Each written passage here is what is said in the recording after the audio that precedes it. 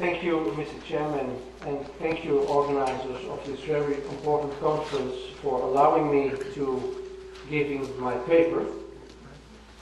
First of all, I owe you a remark on my somewhat postmodern conference attire. My luggage is still in the air somewhere between Amsterdam and Houston. And that is why I'm sitting here before you as I do. But maybe it is kind of symbolic as well. I use the word postmodern not on purpose, because you might have noticed that Fethullah Gülen always makes a statement of not wearing exactly modern costumes and suits with neckties as well. So there might be some debate on pre-modernity, modernity and post-modernity on that as well.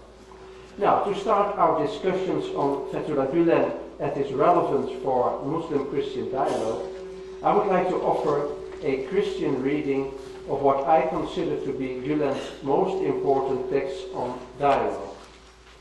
I came across Gülen's name and text because my Muslim dialogue partners in the Netherlands, of whom Ertug Al-Assad and Gürkan Çelik are present here among us, showed them to me. I was impressed by his hermeneutical role expressed in the quotation, "Loving affection and detesting hate are the most distinguishing qualities of a heart exuberant with faith." This is, I think, an important reflection with reference to discussions on religion and violence. But there is a difference. Positive feelings are unconditional, while negative feelings are always related to certain conditions.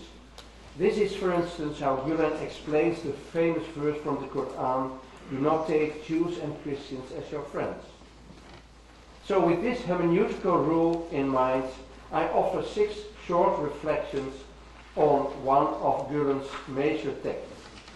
As you know, he has written about dialogue many times, so much so that one of the volumes in which his writings have been collected is entitled Advocate of Dialogue.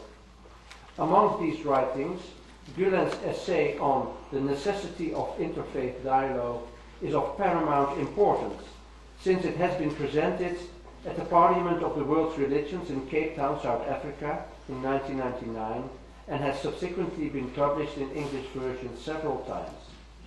I will limit myself to a comparative theological reading of 6 points in this text. The first point.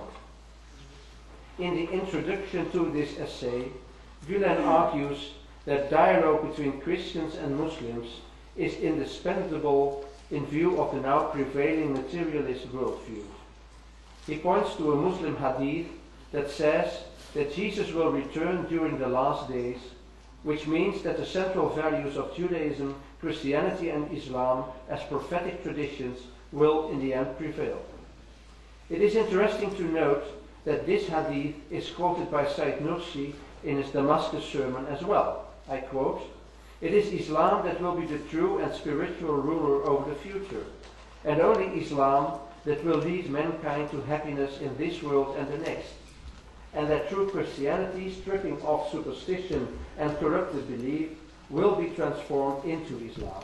Following the Quran, it will unite with Islam."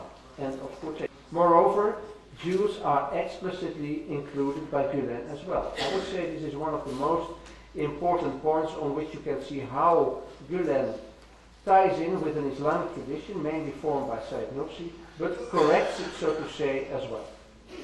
My second point, Muslim difficulties in dialogue.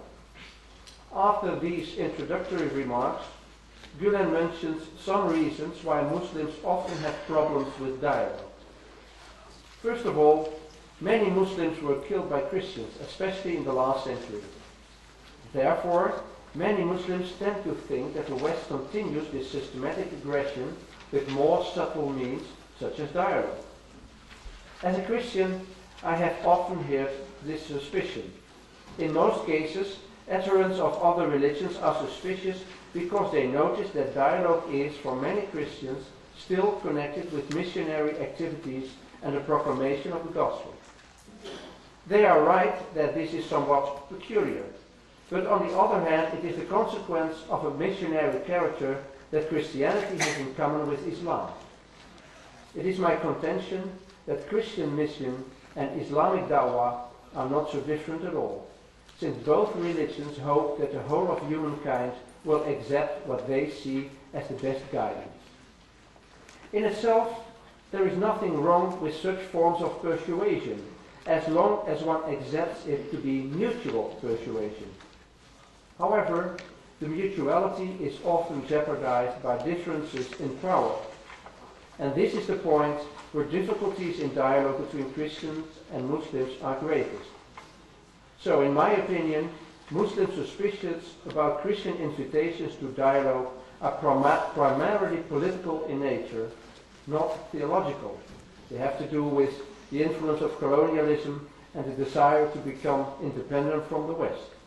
However, there is a theological reason as well: the distorted image of Islam as a degeneration of religion and of the Prophet as an impostor. At this point, I must confess that Christianity has been guilty of such distortions in most of its historical encounters with Islam. There is a horrible continuity between the Christian image of Islam, as described by Norman Daniel, for instance, and the cultural tradition of Orientalism described by Edward Said. Part of this tradition has been formed by the Christian theologian John of Damascus, who introduces Islam as a deceptive superstition and a forerunner of the Antichrist, and describes Muhammad as a false prophet. Since he has been educated at the Umayyad court in Damascus some 50 years after the Hijrah, John of Damascus knew quite well what he was talking about. However, he could only measure this new religious phenomenon by the central norm of his Christian tradition. And it is precisely because the Quran contains traditions about Jesus Christ that John could deem them inadequate and therefore heretical. He uses names that refer to the story of Abraham, Ishmaelites, children of Ishmael, Hagarenes, children of Hagar, and also Saracens. The references to Abraham's children indicate that Christianity and Islam are two genetically related religions, together with Judaism. In such a relationship, the younger religion is able to give itself an identity by relating itself to older traditions.